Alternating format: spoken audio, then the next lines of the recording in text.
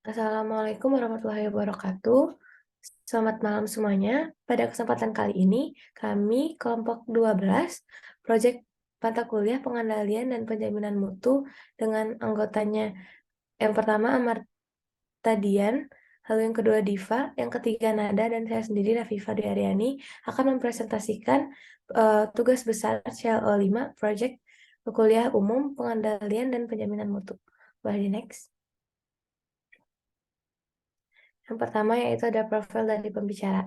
Pada kuliah umum tersebut, di sini ada pembicaranya yaitu Bapak Purdianta, lalu dengan riwayat pendidikan Master of Engineering Industrial Engineering University of Indonesia, lalu yang kedua Bachelor of Engineering Industrial Engineering University of Esa Unggul. Boleh di next. Selanjutnya itu ada profil pembicara. Eh, Pekerjaan pembicara saat ini yang pertama menjadi sebagai Vice of Operation Director and Technical Reviewer Business System Certification atau BSc Australia tahun 2015 sampai sekarang. Lalu yang kedua, Tutor Lead Auditor Training for ISO 901 2015, ISO 14001 2015, ISO 45001 2018, dan ISO 27001 2013. Recognized and approved by Exemplary Global, formerly RAB KSE under Radar Management System Australia, aktif dari tahun 2016 sampai sekarang. Lalu yang terakhir menjadi dosen di Industrial Engineering Department University of Esa Unggul tahun 2011 sampai tahun 2019. Boleh di next. Selanjutnya itu pengalaman profesional. Beberapa pengalaman profesional dari pembicara yaitu yang pertama ada PT Indo Tambang Raya Megah Tbk sebagai lead consultant for developing a HSE contractor management system, scope coal mining and energy. Lalu ada PT Indo Tambang Raya Megah Tbk sebagai lead consultant for developing integrated management system, scope coal mining and energy. Lalu yang terakhir PT Calbio Global Medica, lead consultant for occupational health and safety and environmental management system based on ISO 1400-2015 and ISO 4500-2018 Scope Pharmacy Industries. By the next. Selanjutnya ada pengalaman pembicara. Yang pertama, beberapa pengalaman dari pembicara yang pertama menjadi trainer project planning and scheduling in-house training camp Mumbai November tahun 2008 di Chevron Pacific Indonesia. Lalu yang kedua, trainer project planning and scheduling in-house training camp Duri November 2008 di Chevron Pacific Indonesia. Lalu yang ketiga ada trainer project management with Primavera Project Planner Public Training Februari tahun 2009 di Bumi Karsa Hotel Bidakara. Boleh di next. Selanjutnya profil dari perusahaan. Salah satu aktivitas saat ini sedang dilakukan oleh pembicara adalah menjadi Vice of Operation Director dan Technical Reviewer. Business System Certification atau yang biasa disebut dengan BSc di Australia dari tahun 2015 sampai sekarang. Business System Certification ini adalah lembaga sertifikasi terkemuka untuk sistem manajemen dengan ruang lingkup domestik dan internasional. BSC memiliki visi perusahaan menjadi yang terdepan dalam sertifikasi sistem manajemen. Sementara misinya adalah menyediakan layanan sertifikasi sistem manajemen yang hemat biaya pada pelanggan kami. Buat di next. Pelayanan perusahaan BCS ini yaitu terdapat beberapa pelayanan yang dilakukan oleh perusahaan BCS ini.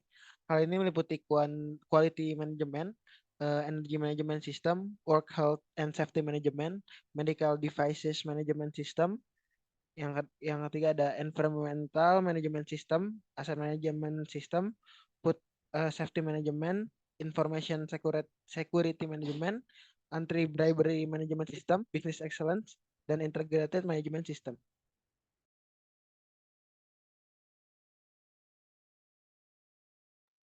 Implementasi mata kuliahnya yaitu pembicara tamu menyampaikan materi tentang quality tools application in management system standar.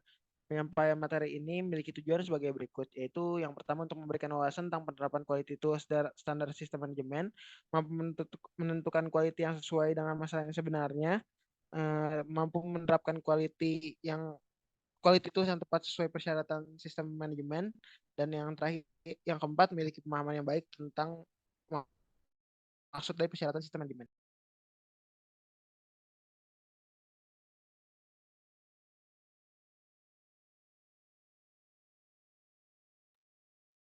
Berikut beberapa implementasi yang disampaikan oleh pembicara. Boleh dilanjutkan, Mas? Yang selanjutnya merupakan perbandingan teori dan realita pada materi yang disampaikan pada kuliah umum. Terdapat beberapa materi yang belum digunakan saat pelaksanaan mata kuliah PPM, yaitu implementasi dari Bias and Linearity, HRNR, Design of Experiment or DOA, NRSM. Namun, dari materi yang sudah dipelajari saat melaksanakan mata kuliah PPM, perbandingan teori dengan realita tidak berbeda jauh, karena sudah banyak perusahaan yang menggunakan teori serta pendekatan yang sama dengan teori yang sudah disampaikan baik saat kelas mata kuliah PPM maupun saat kuliah umum. Kesimpulan, berdasarkan kuliah umum tentang Quality Tools, Application, and Management System, mata kuliah PPM dapat disimpulkan bahwa untuk memperbaiki suatu sistem yang sudah ada, supaya menjadi lebih baik dan lebih maksimal, maka dibutuhkan untuk menerapkan manajemen sistem, Statistical Process Control, DOE, sampling penerimaan, FMEA, dan QFD. Penerapan ilmu materi dari mata kuliah pengendalian dan penjaminan mutu sangat bermanfaat untuk sebuah perusahaan. Dengan mengimplementasikan teori yang ada, saat membuat sistem manajemen perusahaan, maka sistem yang dihasilkan akan menghasilkan hasil yang optimal dengan gambaran sistem yang lebih jelas sehingga akan berdampak pada pengambilan keputusan yang berhubungan dengan pengendalian dan penjaminan mutu. Yang selanjutnya adalah implementasi materi. Untuk yang pertama, implementasi metode FMEA pada Ford Motor Company. Ford Motor Company menerapkan metode FMEA dengan tujuan untuk mengidentifikasi mode kegagalan dan tingkat keparahan, mengidentifikasi karakteristik kritis dan signifikan, mengurutkan pesanan desain potensial dan defisiensi proses, dan membentuk fokus engineer dalam mengurangi perhatian terhadap produk dan proses serta membantu mencegah timbulnya permasalahan. Dari penerapan metode FMEA, diperoleh keuntungan bagi perusahaan, yaitu dapat meningkatkan kualitas, keandalan, dan keamanan produk, membantu meningkatkan kepuasan pelanggan, meningkatkan citra baik dan daya saing, mengurangi waktu dan biaya pengembangan produk, dan juga memperkirakan tindakan dan dokumen yang dapat mengurangi resiko.